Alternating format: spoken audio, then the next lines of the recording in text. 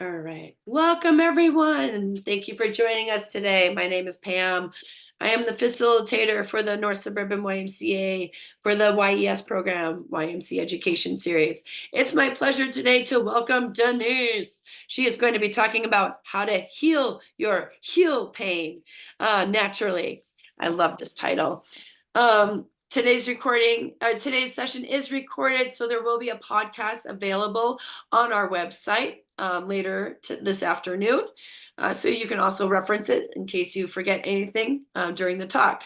These talks typically last about an hour. Denise will take questions in the chat box during this, and then at the end, if there's anything pressing, just put in the chat box. I'll make sure that she can get to it if it's pertinent.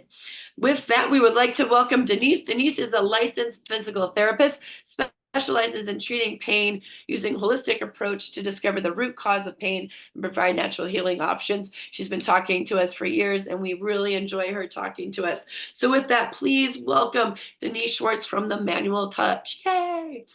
Welcome, Thank you so Denise. much, Pam. That was very lovely. Appreciate it. So as Pam said, we'll take questions at the end or in the chat box.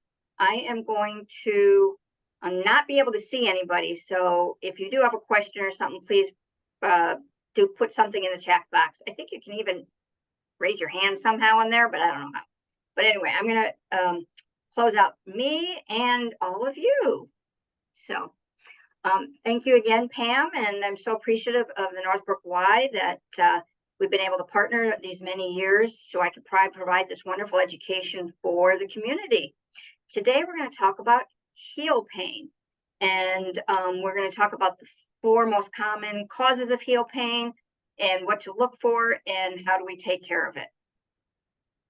As Pam said, I am a physical therapist. I am the owner of the Manual Touch Physical Therapy in Wheeling. I am at near the corner of Milwaukee and Dundee Road, so just outside the Northbrook boundary. I have been a PT for over 35 years, I think. It's a little crazy. And I started my career working in at Lutheran General Hospital, seeing people in the hospital. And within a couple of years, I stopped seeing people in the hospital, still treated them, but was just outpatient, which is what we do now, when you come to see us in the clinic.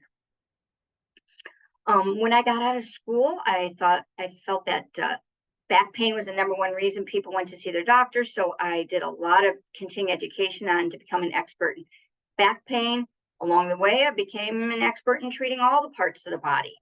And after a number of years, I started learning a non-traditional therapy called integrative manual therapy. It's about looking at the whole body as a whole and what is preventing you from healing.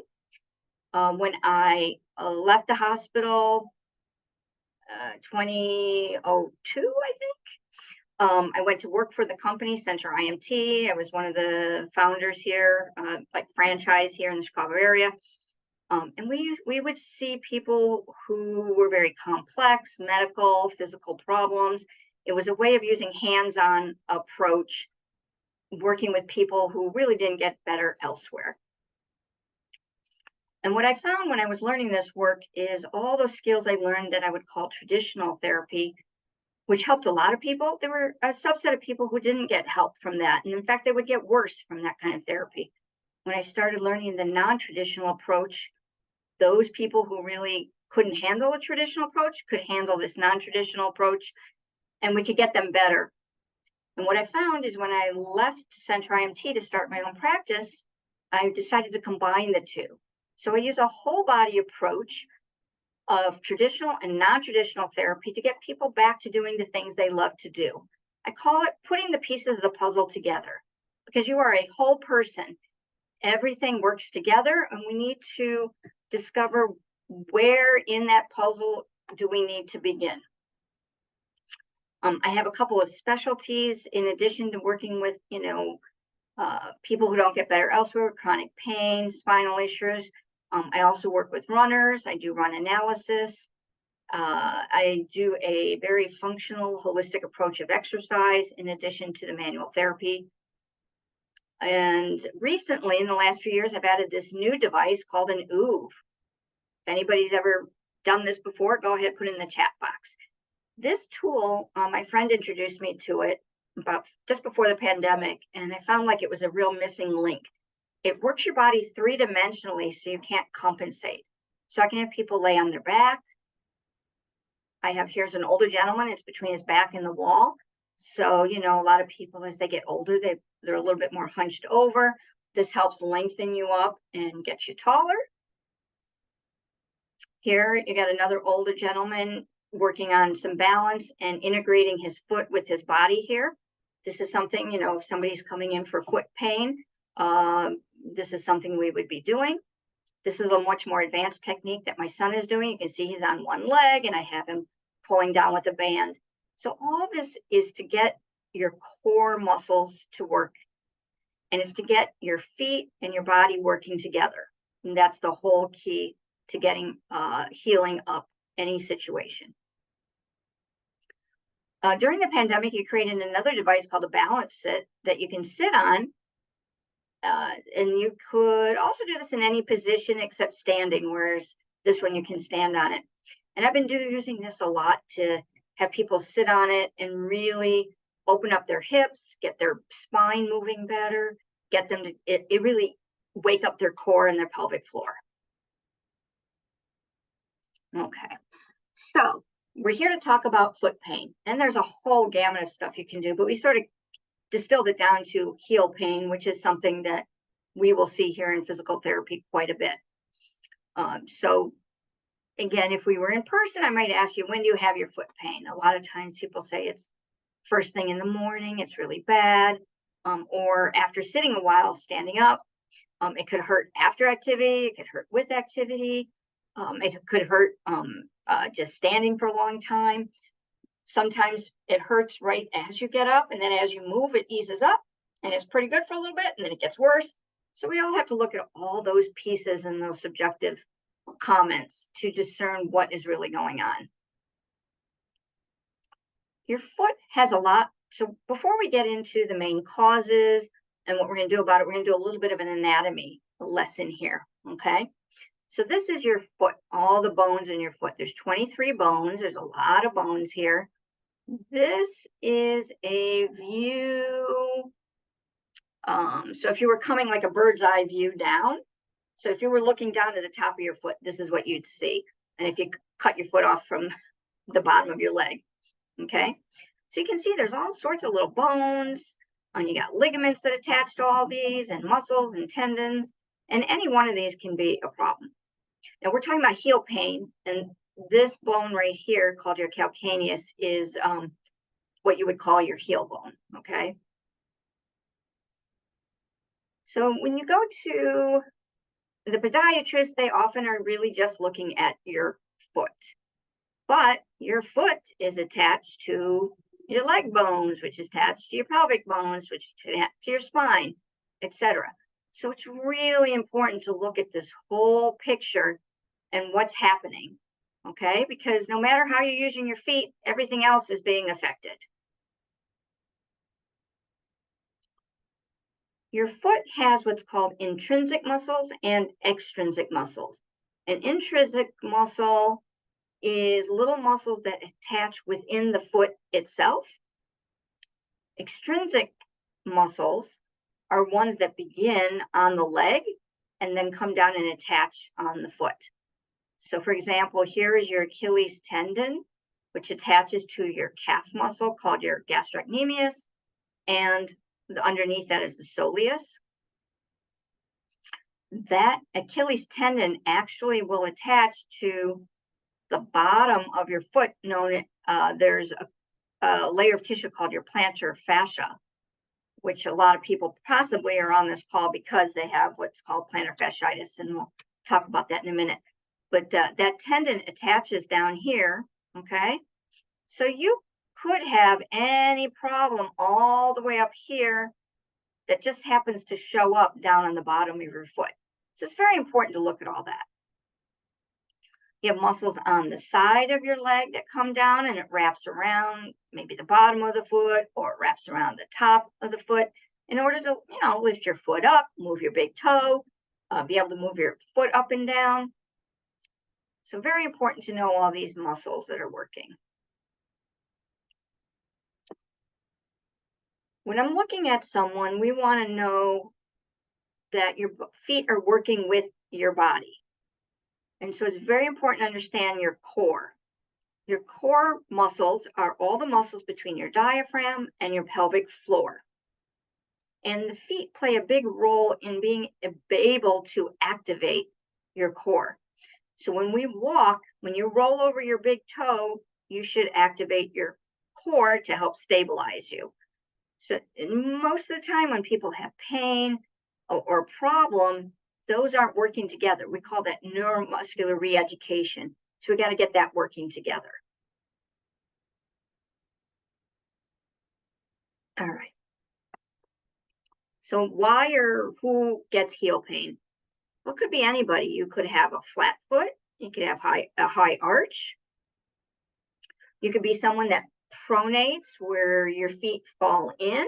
You could be someone that your feet are more on the outside like that. Okay. It could be someone who sits a lot, or it could be someone very active. So I work with runners and triathletes. They get plantar fasciitis. People who sit at home all day long, don't get out a lot, they can get it. It could be somebody who's heavy. It could be somebody who's not heavy. So anybody could get this issue. The key is how do you prevent this, and what do you do to stay on top of it so it doesn't get out of hand? So the 4 common causes of heel pain that we're going to discuss today are plantar fasciitis, a heel spur, stress fracture, or fat pad atrophy. So someone comes in with heel pain or maybe bottom of the foot pain. We got to kind of discern between which one this is so we know the best way to treat it. Plantar fasciitis, which is really common, and almost everybody has had a history of it somewhere, or they're coming in for it. It's very, very common. So what's happening is that thick connective tissue on the bottom of your foot here gets what little micro tears in it. Okay. And as it's trying to heal, it sets up little scar tissue. So it gets pulling in there and you get pain. That plantar fascia, it attaches here on the heel. So sometimes you'll have pain right in the heel. Sometimes you'll have pain here, or you might have pain up in here. But this is where it's going to show up, but we're going to probably want to treat it up in here. How do we know if it's plantar fasciitis? Usually the biggest telltale sign is that people have pain first thing in the morning when they first put their foot down and start walking, or after sitting a while. That's usually the most common telltale sign. They will also complain of pain at the beginning of a walk or a run, and then it might ease up because it's actually stretching and moving. Sometimes it doesn't, but quite often it does ease up, and it might be just fine, or it might get worse, get better and then get worse again. You'll have tenderness throughout the arch of the foot to touch. We'll find that the calf muscles that I showed you are attached to the Achilles tendon are very tight and very tender. So actually, I guess I put in here some of the treatment that we do for. So basically, we're looking if you got pain first thing in the morning, it's plantar fasciitis. The biggest key to treating that is we got to stretch out your calf, the bottom of the foot, strengthening exercises, and really good shoes, even while you're sitting at work. So one of my friends, I think it was during the pandemic, she, was working from home and wasn't wearing her shoes because she was working from home. And all of a sudden she started developing plantar fasciitis. And what happens, to all of us, including me, when we have pain, we really don't know what it means. And should we not do something? Should we not? So people don't walk normally, they protect it. And actually, that's actually the worst thing you can do for plantar fasciitis. We really actually need to move it and get it working, not protecting it. On my website, I have a tip sheet that you can download to give you some tips on what to do for plantar fasciitis. And I'll tell you, when people do you know, these things on here, within a week, their pain is maybe 50% reduced. And then it just takes time for the tissues to heal. But that severe, really gnawing pain that when people come in with it, just doing some of the exercises and the stretches that I give you and some of the other tools, such as using the correct toes, getting the right kind of shoes and shoelacing, can make a huge difference. I want to give a little bit of shout out to this. This is a wonderful device called Correct Toes. And they're really just toe spreaders. I guess this little sign doesn't say Correct Toes on it. So I sell these in my office. They're silicone and they're a little expensive, not horrible, about $70. And there's two benefits to this. One, it helps spread out your toes, so it'll stretch out the bottom of your foot, the fascia on the bottom of your foot, to help promote some blood flow and tissue healing. And really, most important, it gets you to stand on your foot with your big toe on the ground. It'll help reestablish your arch. So you start using your foot the way your body is designed to. I'll tell you, I have very high arches and a very rigid foot. And when I learned about this about 12 years ago, I wore them, about 5 hours a day for a month or two. And I wound up needing new orthotics because my arches actually settled just enough, not huge, but just enough that I needed something new to help support my feet. So everybody I give these to really loves them. So we're here today talking about heel pain, but if you know you have a neuroma, this is fabulous. Somebody's at metatarsalgia, this can be helpful. So these are things that it's a really good tool if you're having some foot pain. Shoelacing. When I discovered this, I was like, who says you need to lace a shoe the way it's traditionally laced? So in this case here for plantar fasciitis, not often that I'm necessarily relacing their shoe. However, when I find someone comes in and I notice they have a rigid midfoot, and like me, we might need to, let's see where, like right here, you can see how it skips a hole here. And it opens up this space here. So it allows your midfoot to move a little bit and it doesn't have to work so hard. If there's anybody in here like me who has big toe arthritis, you need to open up the toe box. So you can see here, we didn't cross here and we open it up down there. We open it up down here. So the toe box is more open. So these are real simple tools that really help kind of get you through healing and really get your foot in a position that we want it to be and working for you. I added just a little, we're not here to talk about the big toe, but I want to give a little shout out because the big toe is really, really important. If you injure your big toe, do not wait. Get to see someone. You might need to be in a boot. That big toe, we need that to walk over and walk as optimally as possible. So you always want to take care of your big toes. You know, we stub toes and we break toes, but if you break or injure that big toe, there's some treatment that needs to be done. I myself, I was a runner, and then I started developing arthritis in my big toe. And a few years ago, I kept putting off, like most people, going to the doctor. I knew it was a problem. My toe would kind of lock up. And I think it was in November during the pandemic, my son and I were painting 2 bedrooms. And so I was going up and down ladders, getting down on the ground. And after 3 days of painting, my big toe flared up so badly, it was hard to walk. Finally went to the doctor. He x-rayed it. You're ready for surgery now. So a few months later, I wound up having big toe surgery. And then a few months after that, the other big toe. I had some torn cartilage and needed to clean it up. So the big toe is very important. I keep my shoes, and I have teeny weeny feet. I'm a little person, but I need a wide toe box. So I lace my shoes like this. I periodically put my correct toes in to help as well. All right, back to heel pain. So we talked about plantar fasciitis. The second most common is a heel spur. And a lot of times when you go into, if you happen to get an x-ray, they might see a heel spur and it may or may not be a problem. But more than likely you're getting an x-ray because you have pain there.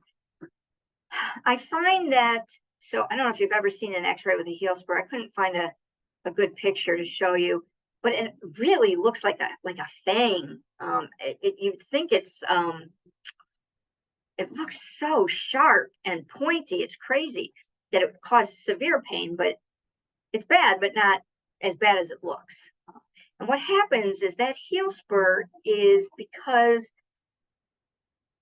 the plantar fascia, which attaches to the heel, if it's tight and the calves are tight and it pulls on that bone, the bone kind of senses that it's getting injured, so it builds up more calcium to try to protect it, and over time a spur is developed. You may get a spur without having plantar fasciitis pain, or you might have both, or you might have one or the other. So it goes hand in hand. It could be any of the above. Sometimes you just have a heel spur, and the best thing you really can do, you have pain with weight bearing. When I poke on it, it doesn't hurt a lot. The best thing we usually do is there's usually some orthotics or heel cups that we'll put in there. The third most common cause of heel pain would be a stress fracture. And this would be, it hurts with weight bearing. Every time you step down on the foot and it does not ease up, it gets worse. Pain does not decrease with movement, which is more of a soft tissue issue. You may have throbbing pain when you're just sitting or at rest. And, we could really find a real specific spot on the heel that's really a problem. So many times you need an x-ray to discern between stress fracture and a heel spur. You sometimes might need an MRI as well because it may be so minute.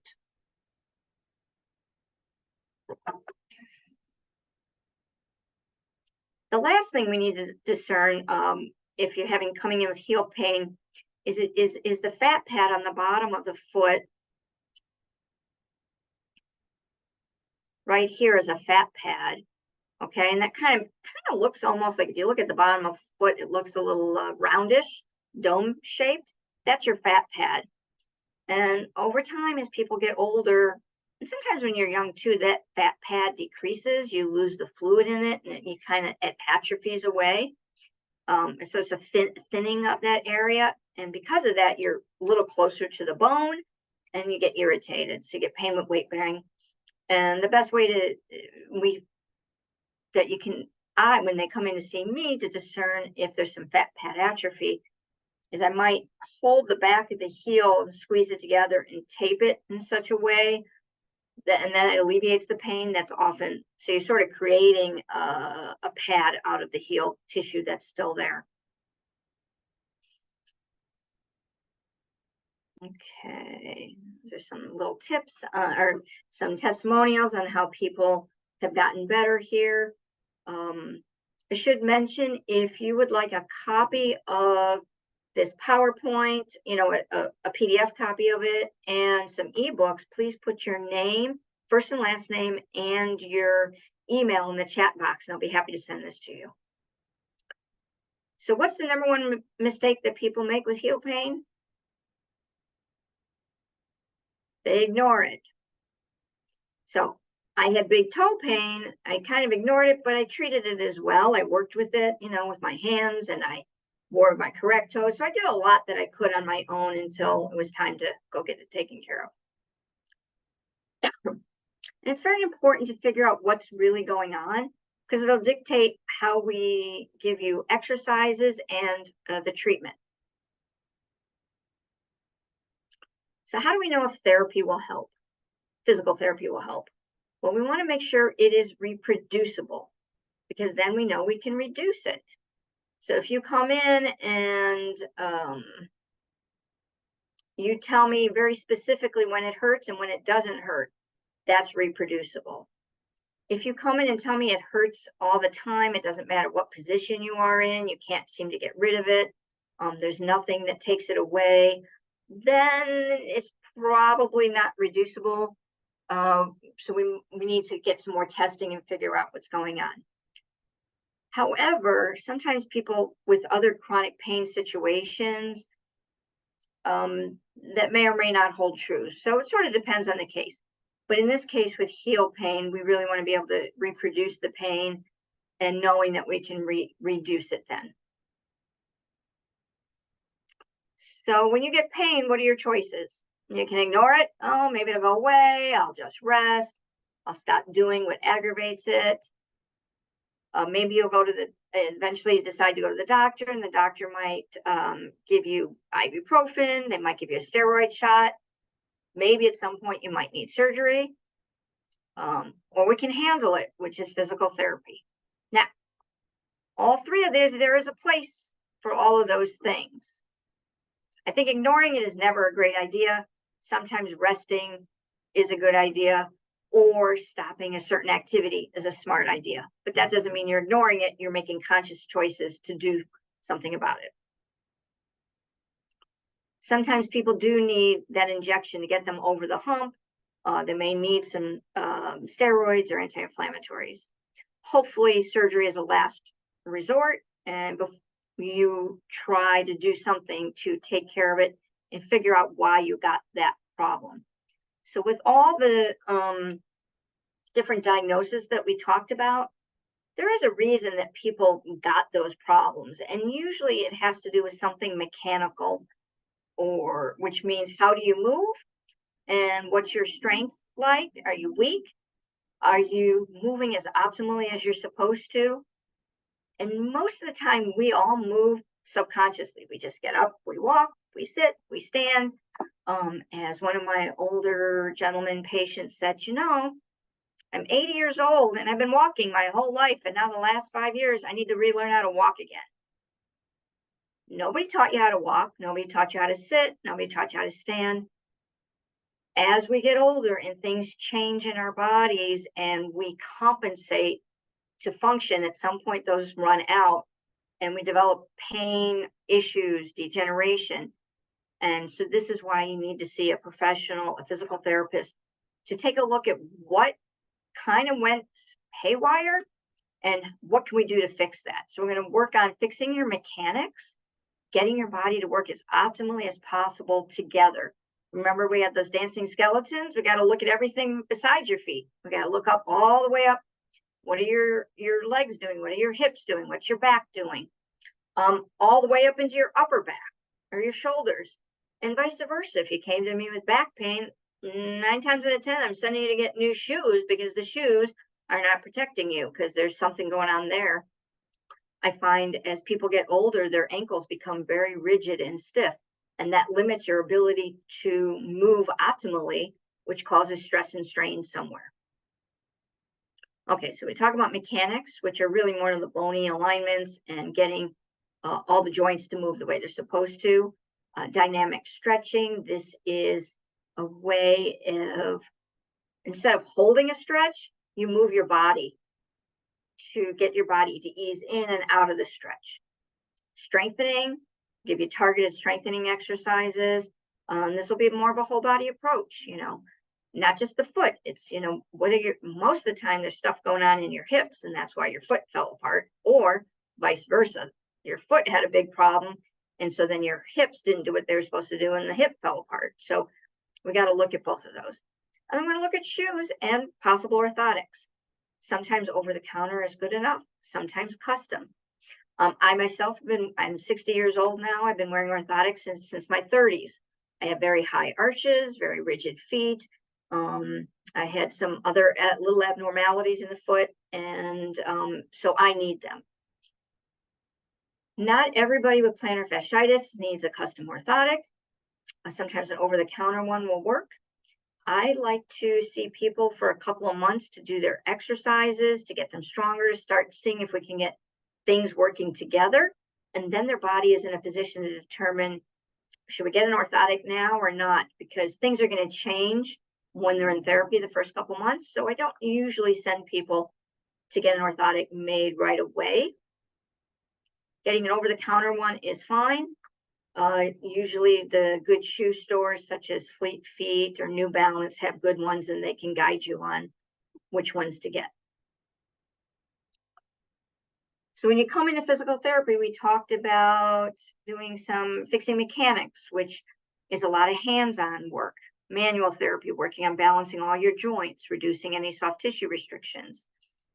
I'm gonna skip the education in a second. Exercises, strengthening what needs to be strengthened, mobilizing, stretching. I like to call it mobilization as opposed to stretching, but it's like stretching what needs to be stretched or mobilized. A balance, super, super important. That's the beauty of those correct toes, really help you with your balance as well.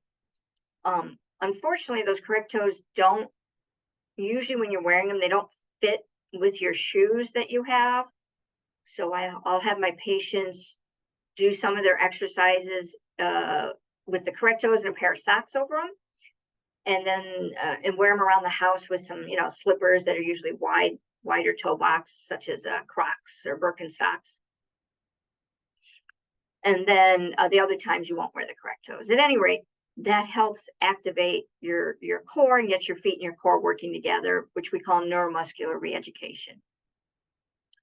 And then a big, big component of physical therapy is really teaching you how to function again, so you don't keep aggravating the painful area, getting new aches and pains or injury. So we're going to talk about how to sit, how to stand, how to walk. What are the best shoes for you to get? How to move through a transition, which meaning you're going from a sit to stand, stand to sit, rolling, laying down in bed, sleeping position, lifting, posture, and specific activities, how to do things around the house.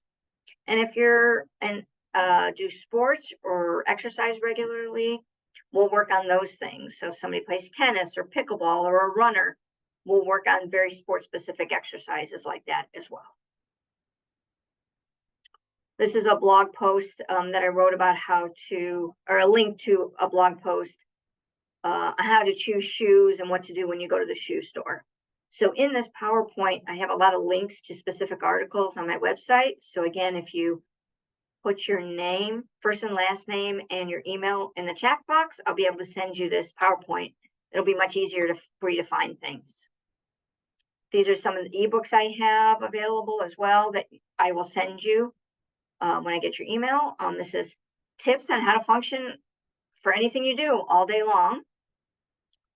This is some basic balance exercises, very, very important.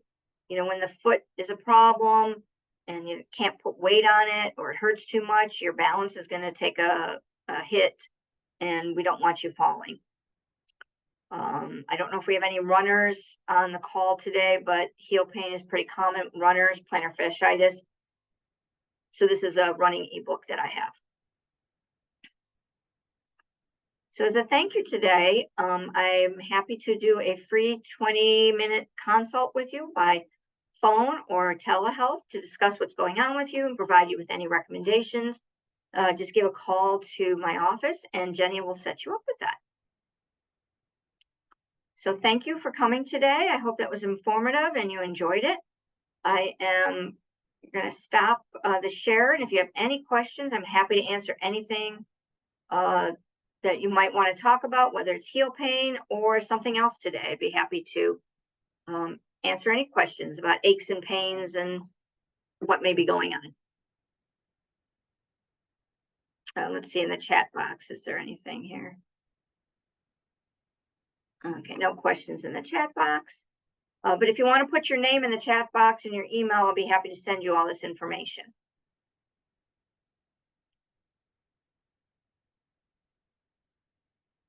All right. Well, thank you very much. I appreciate it. I believe, Pam, I'm doing another talk next month. I don't know if Pam is still there. She should be, but hold on a second. I need to, there we go. Okay. everybody's email that wants to put it in there? I only have a couple right there. Anybody else? Perfect. Give me one. I think Awesome. I'm doing a talk next month, right? Yep, you are. Yep. Give me, yep. You're doing a talk next month on, let's see, it's on the 3rd for Thursday. Sorry, I normally have this up. Boom, boom, Yes. boom. Let's see, maybe the 18th. What's today? The 15th is probably the 15th next or 16th next month. Yep, it is. Let me Because it's see. leap year. Or maybe All it's right, the next 21st. month, Denise is talking about hip pain on March 21st at noon. So on the 21st at noon, we will hear from Denise again. We do have another talk next week at Thursday at 11 a.m. about dementia, how to facilitate family conversations about aging. So a little bit about dementia there, but more about family, talking about families with that. So definitely put your email in the chat box if you would like Denise to share her stuff. And yeah, great. Awesome. Thank you so much. This will be posted later on today. And thank you to Denise for another talk. We will have her in March, but then also in April 25th, she'll also be doing a talk. So excellent. And we look forward to seeing you again next month on the 21st. Thank you. Thank you for having me. Bye, everyone. Thank Take you. care. Bye-bye.